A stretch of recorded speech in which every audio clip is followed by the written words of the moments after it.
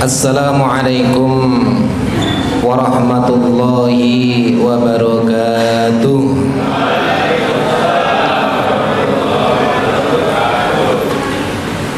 Alhamdulillah, alhamdulillahilladzi an'amana bi ni'matil imani wal islam wa hiya a'damun ni'am. Ashhadu an la ilaha illallah wahdahu la syarika lah wa ashhadu anna Muhammadan abduhu wa rasuluh la nabiyya ba'dah. Allahumma salli wa sallim wa barik ala Muhammadin wa ala alihi wa ashabihi ajma'in, amma ba'd. Wa qala Allah ta'ala fi surati Ibrahim al-ayah 24 ila 25. A'udzu billahi minasy syaithanir rajim.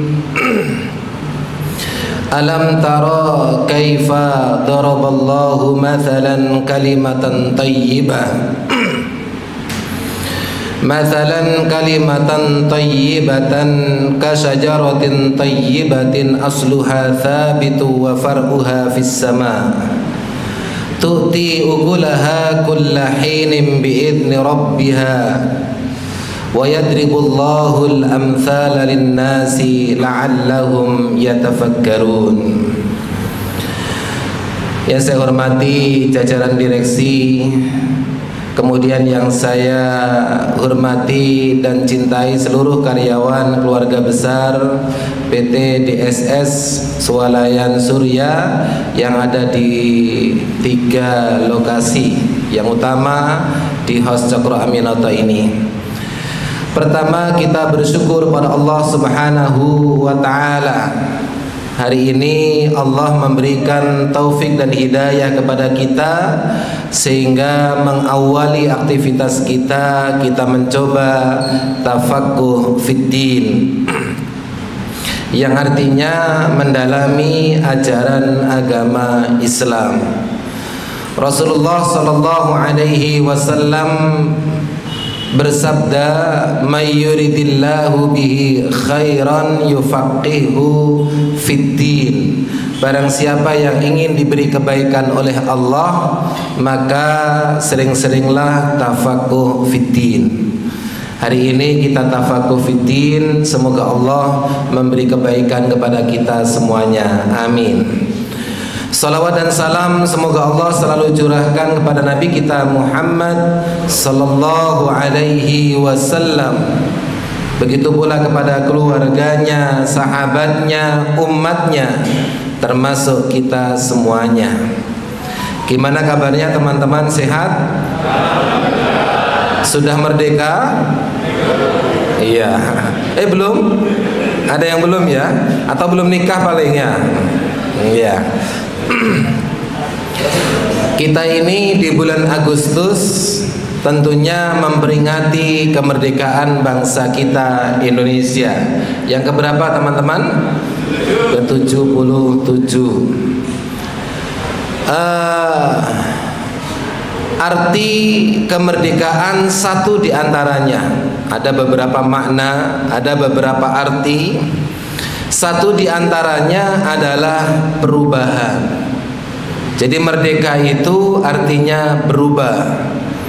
Kalau dalam kajian hadis Rasulullah sallallahu alaihi wasallam dulu merubah tradisi masyarakat Arab minal jahiliyah ilal islamiyah, dari sifat-sifat yang keterbodohan menuju sifat-sifat yang islami.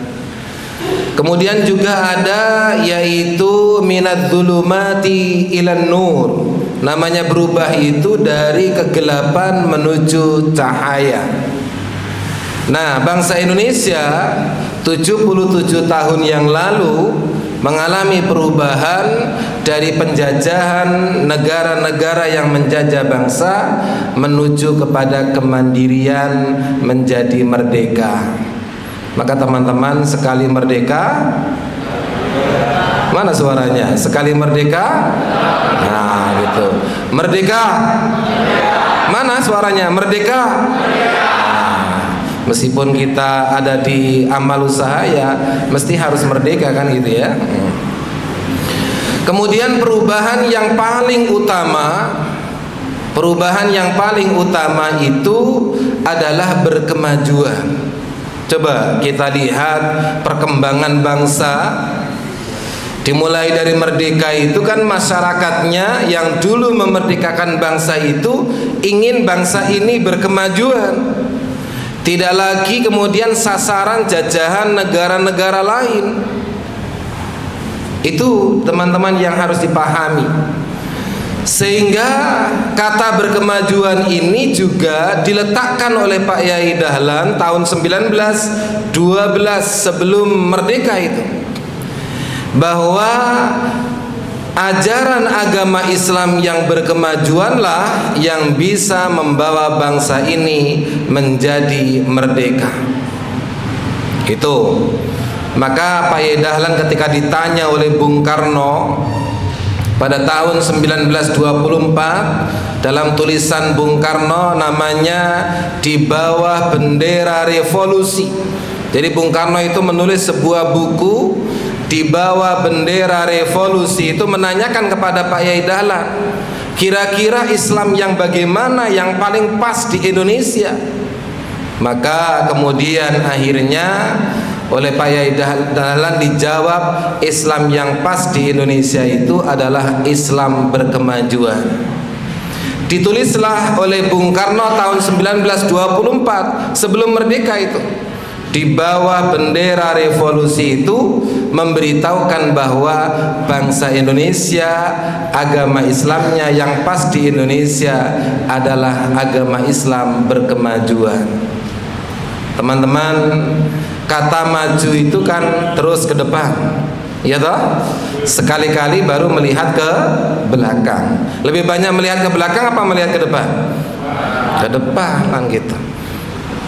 Kalau kita menjadi driver, sopir, kira-kira yang paling banyak itu kan arah wajah kita ke depan. Itulah namanya maju. Jangan sering-sering melihat ke belakang, nanti nabrak kan gitu. Nah, sejarah kelam bangsa Indonesia, dan itu sifatnya masih melekat di negeri kita sebagai warga bangsa Indonesia, yaitu jajahan Belanda yang sangat melekat sekali. Berapa tahun kita dijajah oleh Belanda dalam sejarah? 350 tahun. Itu dalam kajian psikologi sifat-sifat manusia, itu separuh dari yang dilalui itu baru bisa hilang. Jajahan Belanda itu masih sangat melekat di kita Indonesia. Satu yang paling tampak jajahan Belanda itu senengannya bermewah-mewah, berpoya-poya. Coba jenengan kaji sejarah Belanda. Senengannya kan berpoya-poya. Di sana ada tradisi masyarakat Jawa atau masyarakat mana, kemudian ada tari-tarian, orang Belanda bersenang-senang dengan mereka. Itu namanya berpoya-poya, minum-minuman dan sebagainya. Itu jajahan Belanda. Dan kita tidak bisa lepas dari sifat ini, karena kita itu masih melalui separuh dari separuhnya lagi. 350, separuhnya berapa? 175, ya toh? 175. Sedangkan kita masih merdeka 77 tahun. Dari 175 masih separuhnya lagi. Baru sifat-sifat itu akan hilang dalam diri bangsa Indonesia. Jadi kalau kita melihat masyarakat kita kok senangnya poya-poya, meskipun nggak punya duit ya poya-poya, oh ini berarti jajahan Belanda. Kita masih terjajah dengan sifat-sifatnya. Ya, kita belum bisa mandiri dengan sifat-sifat kita. Kemudian yang kedua yang tampak dari jajahan Belanda itu adalah divided et impera. Senengannya itu adalah adu domba, ya toh? Di mana-mana sifat itu melekat sekali. Bahkan kalau kita lihat pertaruhan politik bangsa Indonesia, itu kan tampak sekali gitu ya, sifat adu domba. Umat Islam saja yang sering menjadi arena perpolitikan, itu umat Islam yang satu dirangkul, dikasih makanan, dikasih segala fasilitas dan sebagainya. Umat Islam yang satunya lagi ditendang, gitu ya. Itulah namanya sifat adu domba. Biar umat Islam satu dengan yang lainnya saling bermusuhan. Tapi teman-teman, bahwa kita punya organisasi Muhammadiyah itu sudah sangat dewasa, sudah sangat merdeka. Aceh ada masjid milik Muhammadiyah dibakar, Muhammadiyah hanya berpesan silahkan pemerintah mengusut. Itu toh, masjidnya dibangun kembali.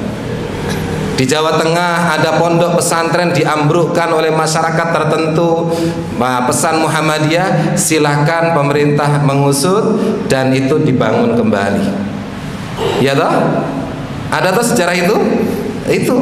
Kemudian di Banyuwangi papan nama yang tulisan pimpinan cabang Muhammadiyah, pimpinan ranting Muhammadiyah diambrukne.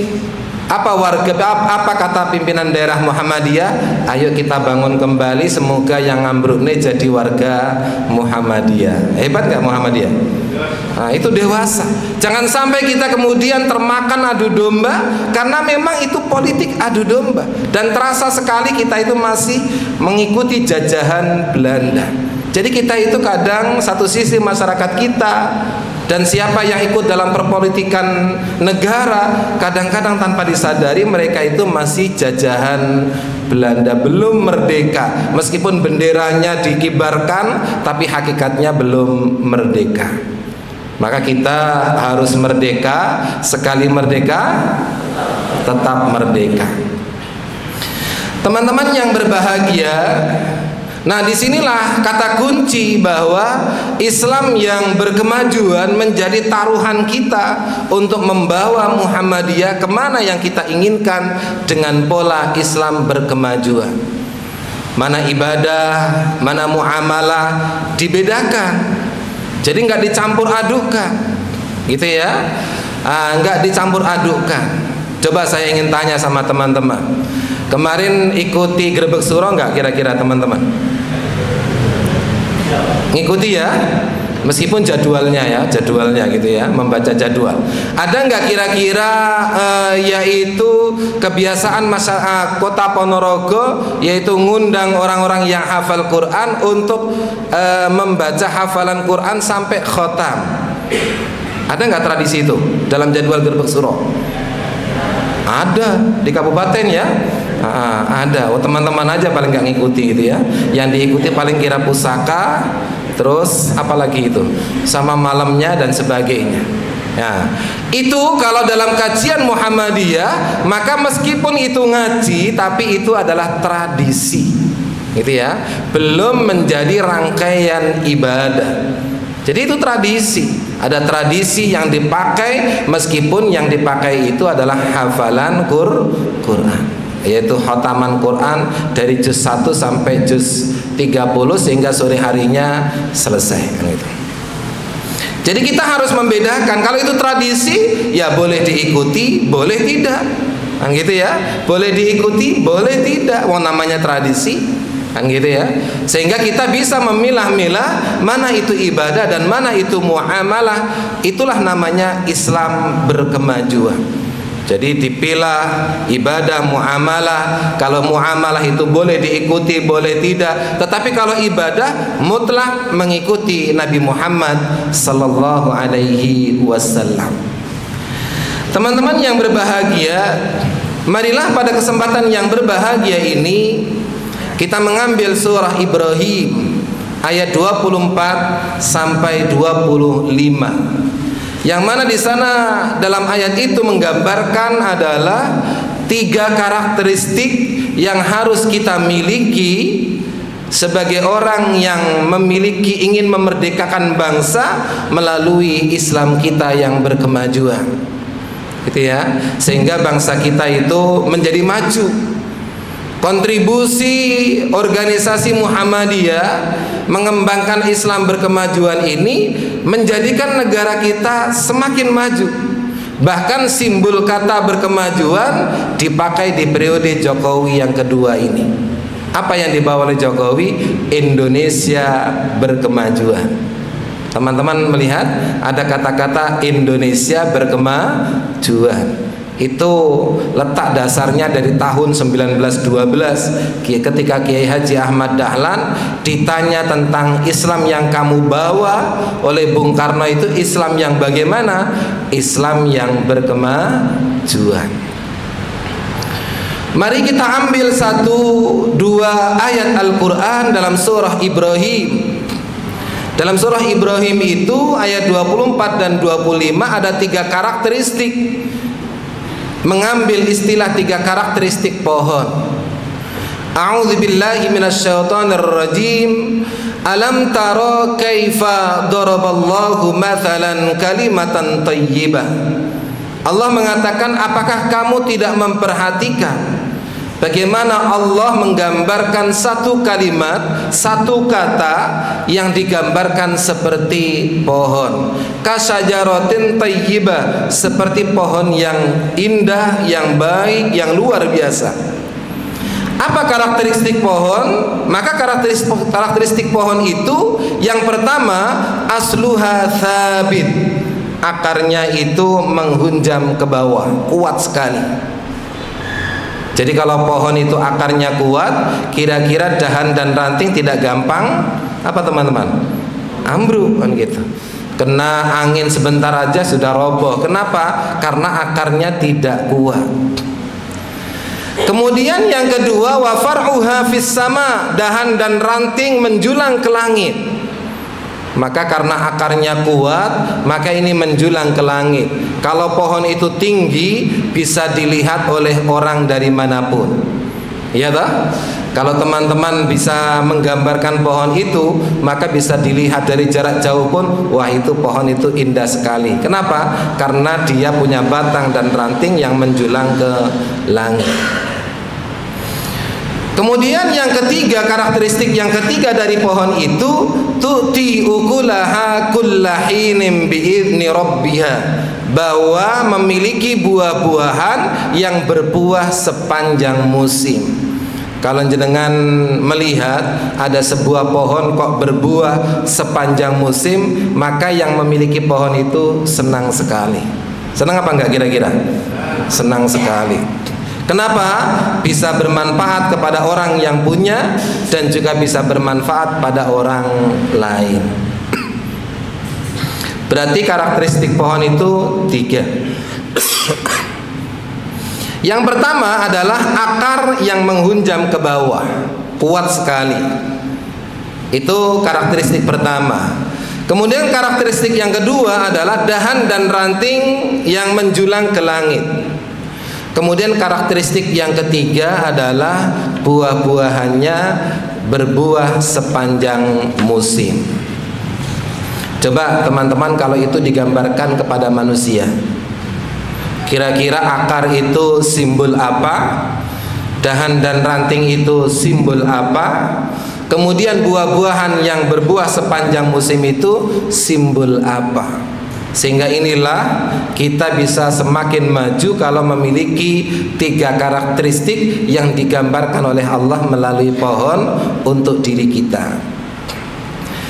Yang pertama, akar yang menghunjam ke bawah itu digambarkan dalam trilogi ajaran agama Islam. Tri itu 3, logi, logos itu ilmu, ajaran agama Islam. Berarti dalam agama Islam ada 3 ilmu yang menguatkan diri kita agar kita itu bisa eksis sepanjang zaman, berkemajuan. Ilmu yang pertama, trilogi yang pertama adalah yaitu al-iman. Jadi kita umat Islam, bangsa Indonesia mestinya harus memiliki iman. Jadi kalau kita manusia ini memiliki iman, maka tidak gampang kemudian goyah. Kadang-kadang kenapa itu gampang goyah? Karena kita memiliki iman tapi tidak kuat.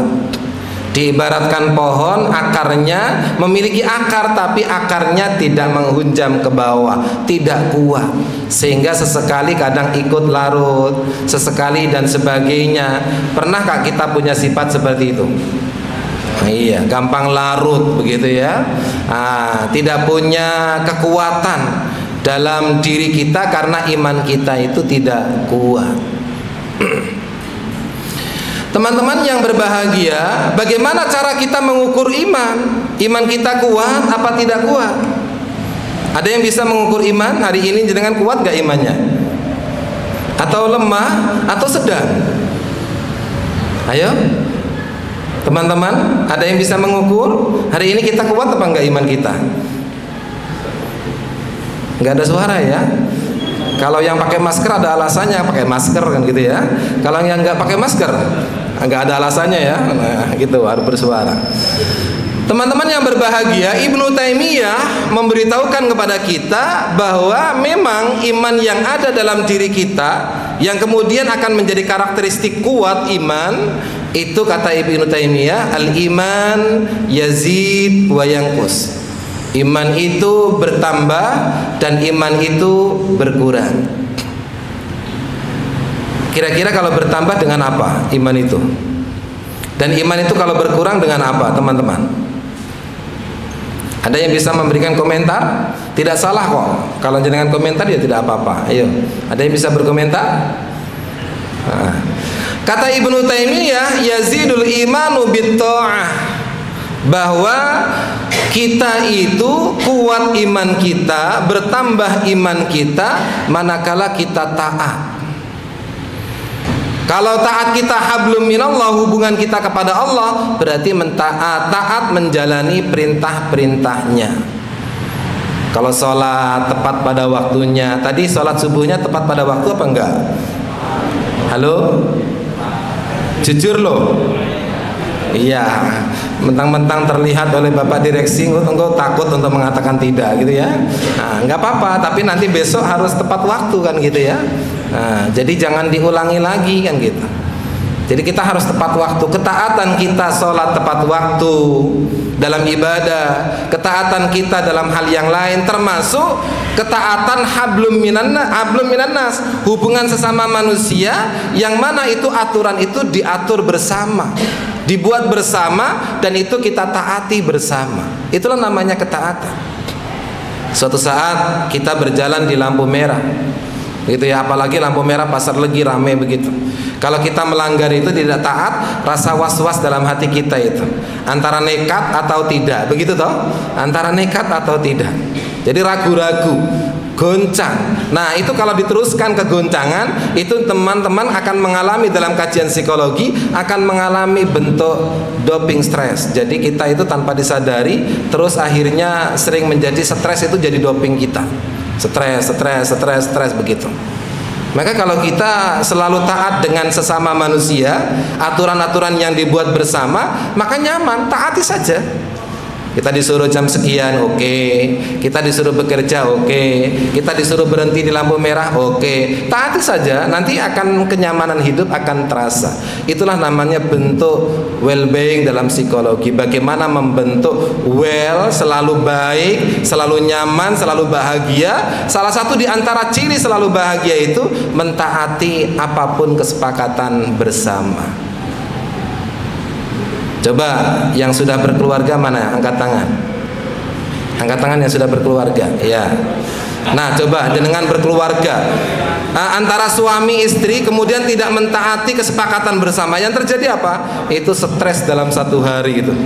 Saya kadang pernah merasakan itu. Waduh, stresnya itu nggak nyaman. Kenapa? Karena ada yang tidak kita taati bersama. Tetapi kalau kita pagi mentaati, siang perkara ada konflik kecil itu bisa kita selesaikan, tapi nyaman hidup kita. Kita akan betul-betul mengurangi bentuk stres. Yang kita dapatkan adalah kebahagiaan. Karena bentuk dalam keluarga itu adalah kebahagiaan. Karena kerja kita mesti pulang ke rumah. Kalau rumah kita tidak nyaman, yang terjadi apa? Menambah stres.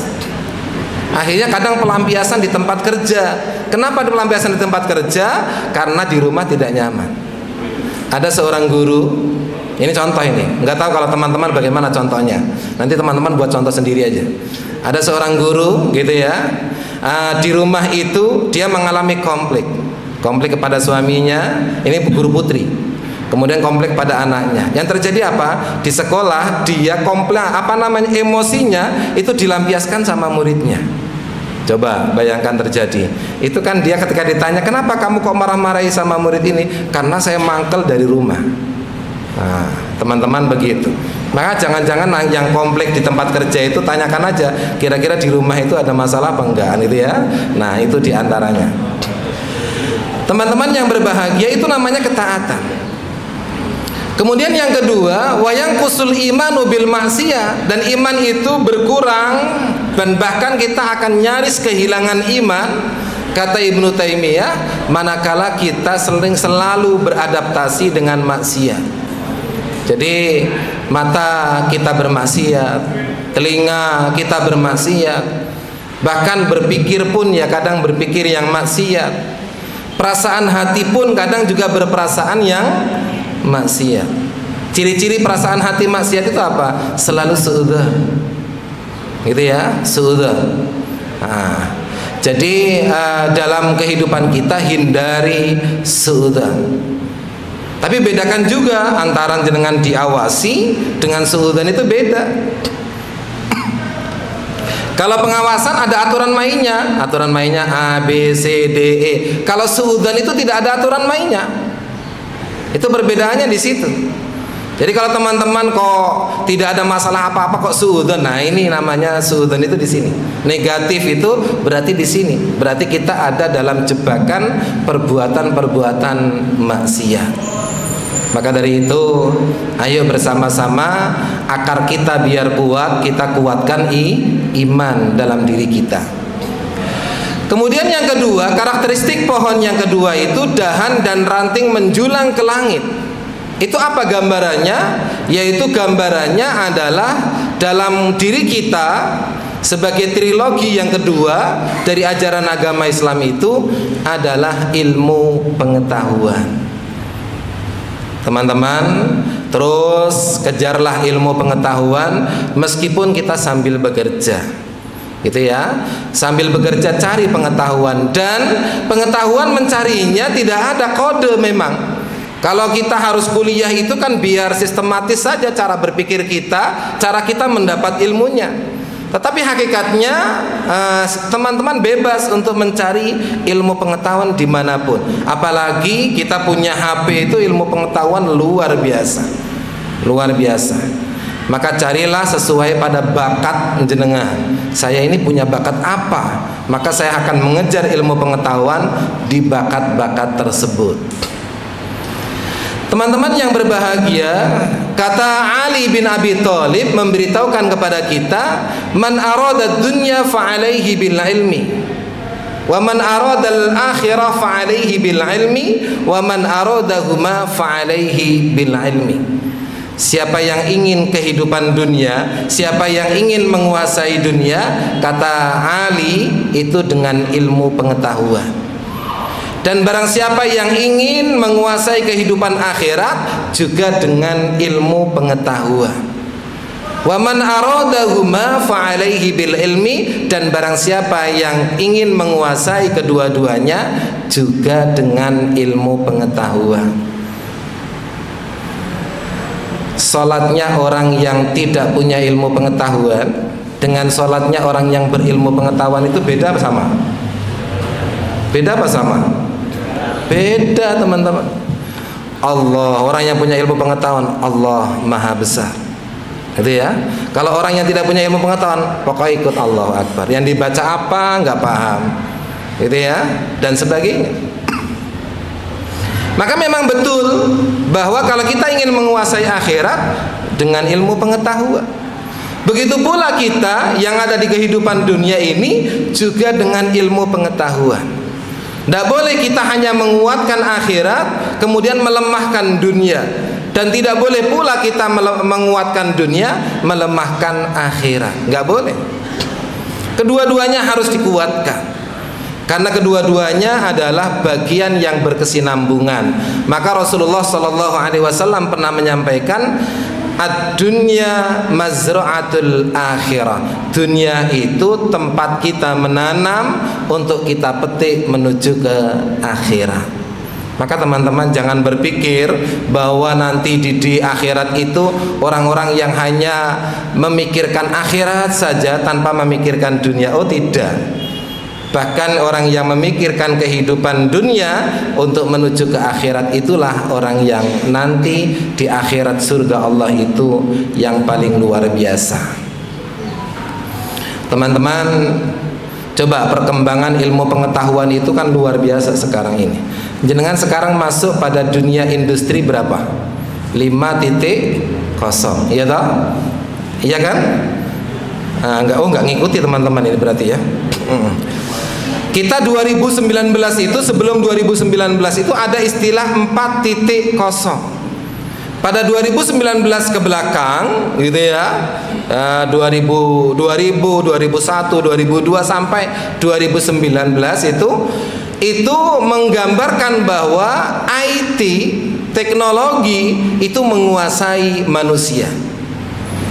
Maka tanpa disadari manusia itu betul-betul digiring oleh IT atau oleh internet, segala-galanya itu internet sing dikuasai manusia itu.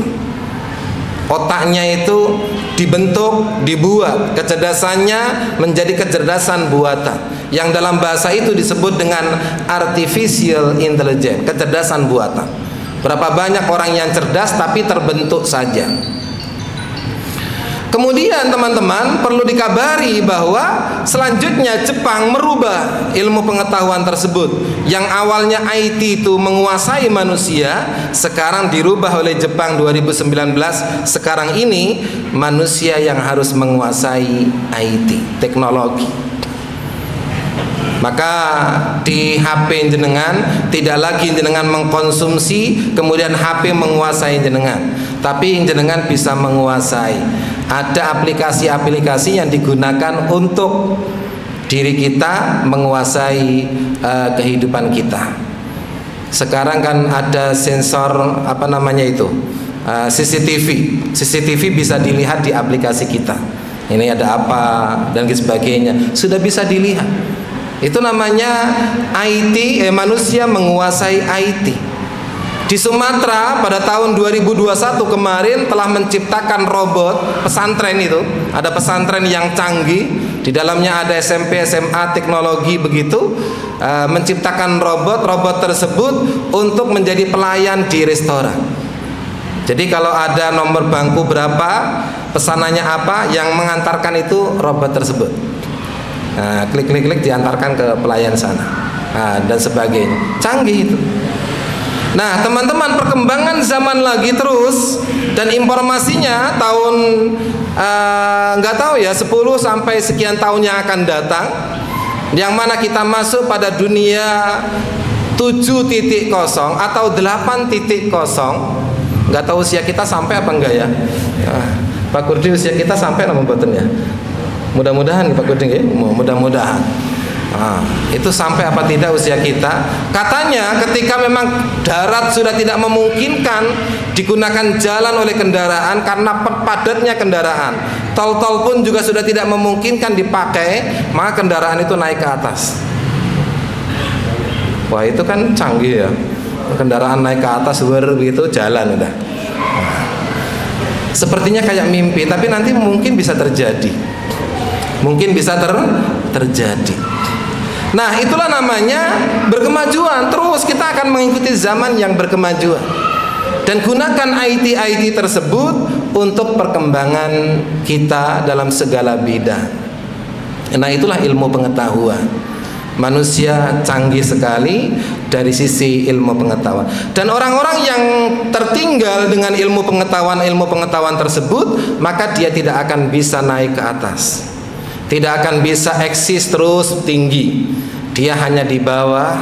Maka ada lagu mengatakan, jadilah rumput yang bergoyang, yang diinjak-injak saja, tidak bisa tumbuh eksis ke atas, tidak bisa tumbuh ke atas. Jadi kalau kita ingin eksis terus, bisa dilihat, bisa dinikmati orang banyak, maka kita kejarlah setiap pekerjaan kita, perbuatan kita, apapun saja dengan ilmu pengetahuan.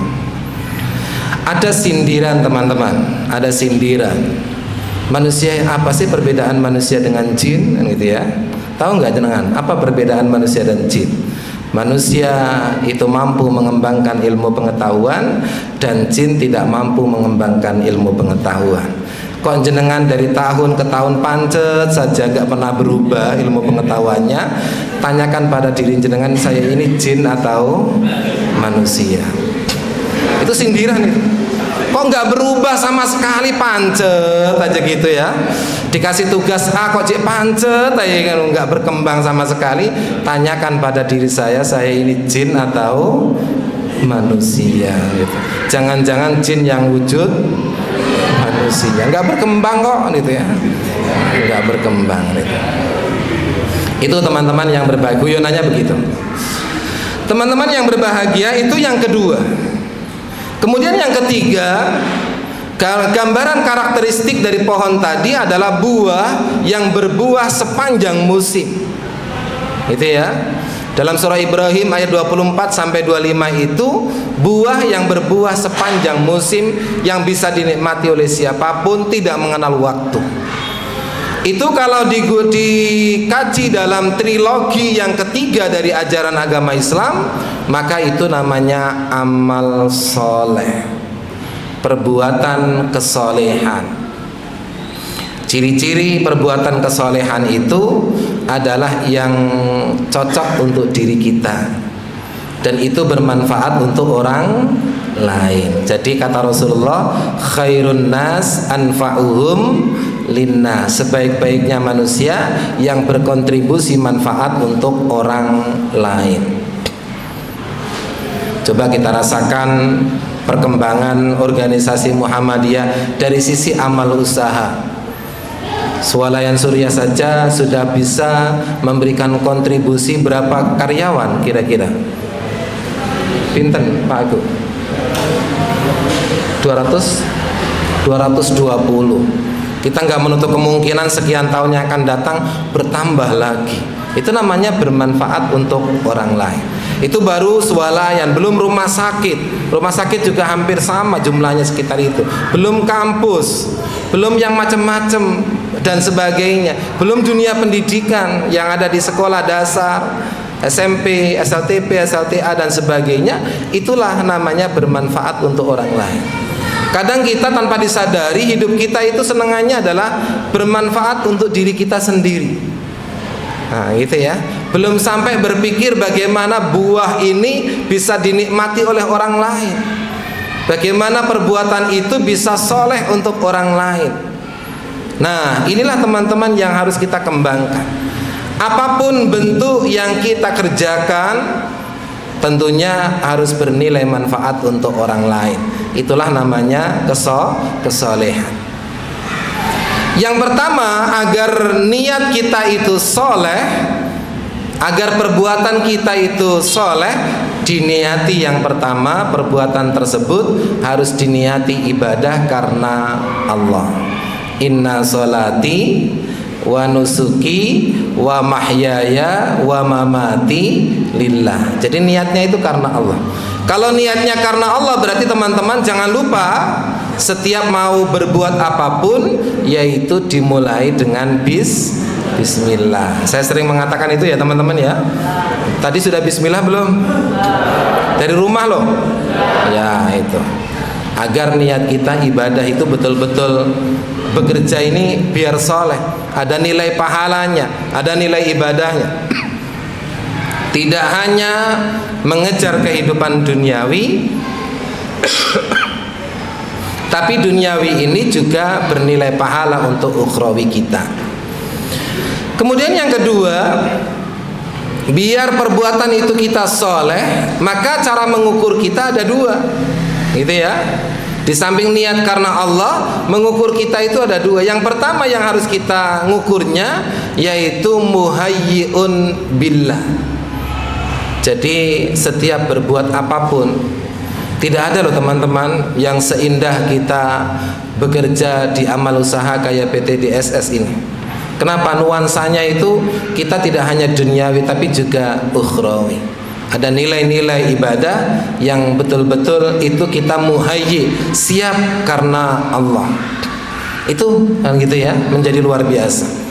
Jadi kita berbuat, bekerja karena Allah. Maka dari itu kita harus senang, demen bekerja seperti ini, karena ada nilai duniawi juga ada nilai ukhrawi. Siap karena Allah. Kemudian yang kedua, cara mengukur kita yang kedua biar amal itu menjadi soleh, yaitu muwafiqun bisyariatillah, setuju dengan aturan main dari Allah. Aturan main dari Allah itu dalam bahasa kita namanya syariat. Teman-teman jangan sampai keliru memahami kata syariat. Meskipun kata syariat ini sering-sering ditarik dalam dunia politik, khususnya daerah Timur Tengah. Jadi daerah Timur Tengah itu ditarik dalam dunia politik. Bahkan mereka akan mengancam kalau tidak mengikuti syariah ini akan dibunuh dan sebagainya. Itu ancaman-ancaman di dunia Timur Tengah. Jadi banyak istilah-istilah Islam, dan itu sengaja dibentuk oleh masyarakat yang menjajah daerah Timur Tengah, dan itu kemudian istilah-istilah itu menjadi jelek. Menjadi jelek. Contoh jihad, berjuang di jalan Allah. Itu jihad itu kan luar biasa, kata-kata yang bagus. Tapi kemudian dipelintir oleh orang-orang yang mempolitisi daerah Timur Tengah, yang menjajah Timur Tengah, dengan cara, kalau Pak Din Samsudin mengatakan itu, dengan cara yaitu ada beberapa masyarakat di situ diopeni, dipahami, dikasih ayat-ayat yang radikal, yang keras, yang menakutkan dan sebagainya. Kemudian mereka menyuruh masyarakat yang lainnya untuk ikut dia, sehingga akhirnya terkesan menjadi jihad itu jelek. Muncullah terorisme yang bawa bom bunuh diri dari masyarakat Timur Tengah. Itu kan dianggap, dikatakan jihad. Jadi orang membunuh diri seperti itu katanya jihad. Nah, hal-hal seperti ini teman-teman, akhirnya ajaran agama Islam, istilah-istilah itu menjadi jelek, padahal jihad itu bagus. Itu ada dalam ayat-ayat Al-Quran, wajahidu fi sabilillah. Kita disuruh untuk jihad di jalan Allah. Coba, katanya kalau kita seperti ini, kayak jenengan semua dan saya juga di dunia kampus, katanya tidak berjihad, gitu ya. Katanya tidak berjihad. Kenapa? Karena tidak melalui perang. Wong Indonesia aman, tidak ada permusuhan. Indonesia merdeka kok suruh perang? Perang dengan siapa kan gitu ya? Maka Islam itu harus berkemajuan. Cara jihad kita tentunya berbeda. Kita mengembangkan, teman-teman mengembangkan ekonomi melalui ini, pengembangan ekonomi di DSS ini, itu juga jihad, gitu ya, amal soleh, jihad yang luar biasa, karena itu menjadi kemaslahatan umat. Saya di dunia pendidikan juga jihad, kita kembangkan dunia pendidikan sesuai dengan ilmu pengetahuan, itu juga termasuk jihad. Maka teman-teman hati-hati.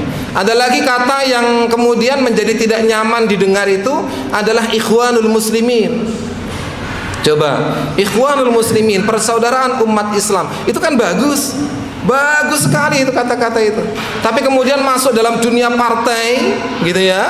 Akhirnya partai tersebut kebetulan kalah, akhirnya memojok di sebuah tempat dan diserangi, membuat kemudian perlawanan sama pemerintah di Timur Tengah. Akhirnya ikhwanul muslimin ini tidak bagus kata-katanya.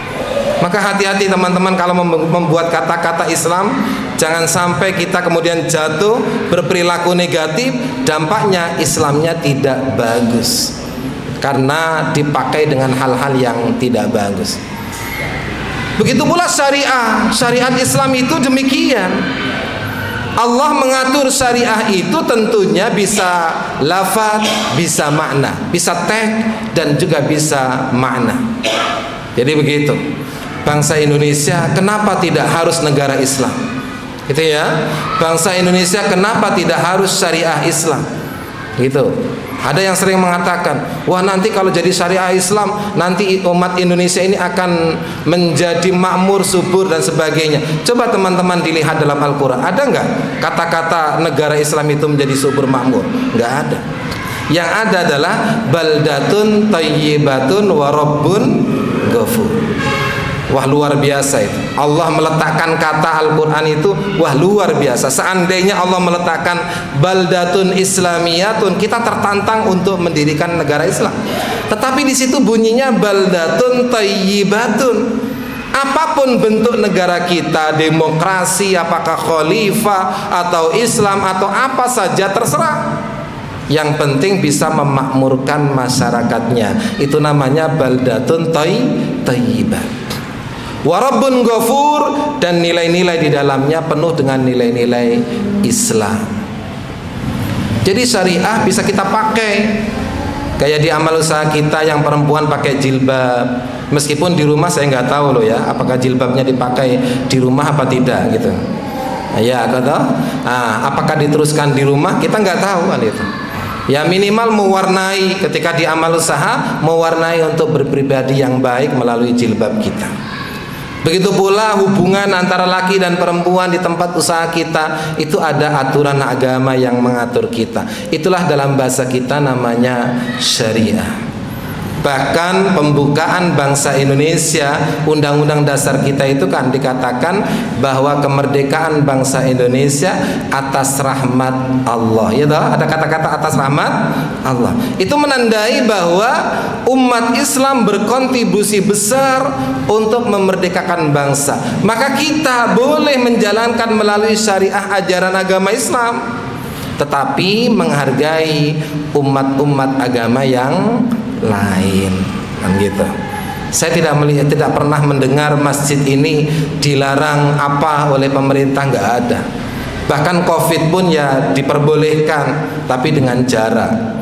Itu menandai bahwa kita bebas untuk menjalankan syariah kita sesuai dengan aturan main Allah Subhanahu wa ta'ala. Begitu teman-teman ya. Jadi jangan ditarik ke dalam dunia politik. Kalau ditarik dalam dunia politik, kajiannya mesti harus politik kan gitu. Nah, syariah kita bisa kita praktekkan dalam kehidupan kita sehari-hari, sehingga kita betul-betul menjalankan syariah Allah Subhanahu wa ta'ala. Itu namanya muwafiqun bi syariatillah. Setuju perbuatan kita itu soleh manakala setuju dengan aturan main yang dikembangkan oleh Allah Subhanahu wa ta'ala.